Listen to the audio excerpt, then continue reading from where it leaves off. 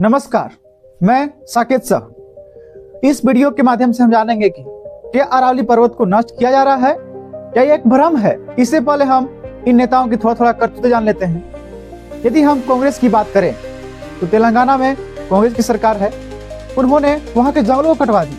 यानी बीजेपी और एनडीए की बात करें तो एनडीए की सरकारों ने बिहार में जंगलों को कटवा दिए। ये सभी नेताएं जंगलों को साफ करने में लग गई। पर अभी कुछ ही दिनों से मुद्दा छेड़ा गया है अरावली पर्वत को लेकर। कुछ एक्सपर्ट का कहना है कि यदि अरावली पर्वत की ऊंचाई 100 मीटर से अगर नीचे है तो उन्हें नष्ट किया जाएगा, बर्बाद कर दिया जाएगा। हालांकि हम जान लें कि 100 मीटर से नीचे की हमारी अरावली पर्वत 90% है। हालांकि इन बेकार की बातों को न सुनकर यदि हम अच्छे फैक्ट्स की बात करें तो सुप्रीम कोर्ट ने कहा है कि जो भी 100 मीटर से नीचे होगा अरावली पर्वत, उन्हें बस अरावली पर्वत नहीं माना जाएगा। ऐसा उन्होंने अभी तक नहीं निर्देश दिया है कि उन्हें हटा दिया जाएगा, नष्ट कर दिया जाएगा। ये सिर्फ एक विपक्ष के द्वारा फैलाया गया भ्रम है, जो कि सेव अरावली का नारा रटे हुए।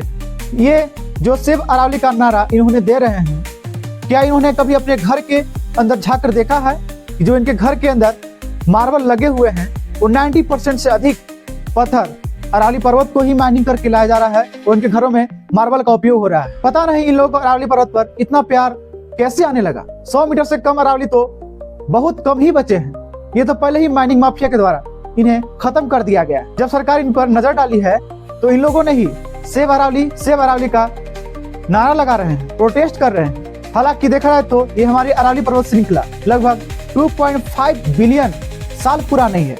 ये हिमालय पर्वत से भी अधिक पुरानी है। हिमालय पर्वत तो 40-50 मिलियन साल ही पुराना है। ये अरावली पर्वत श्रृंखला हिमालय जैसा ब्रॉड कॉमन बेस नहीं है।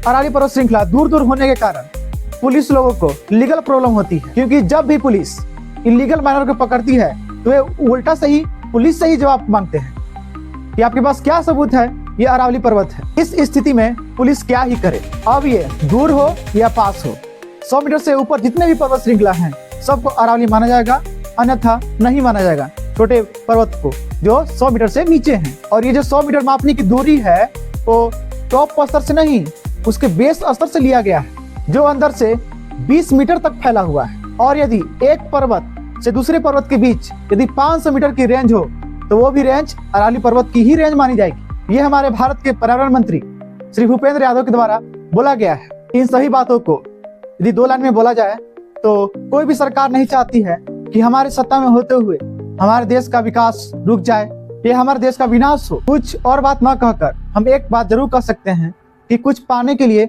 कुछ खोना भी पड़ता है।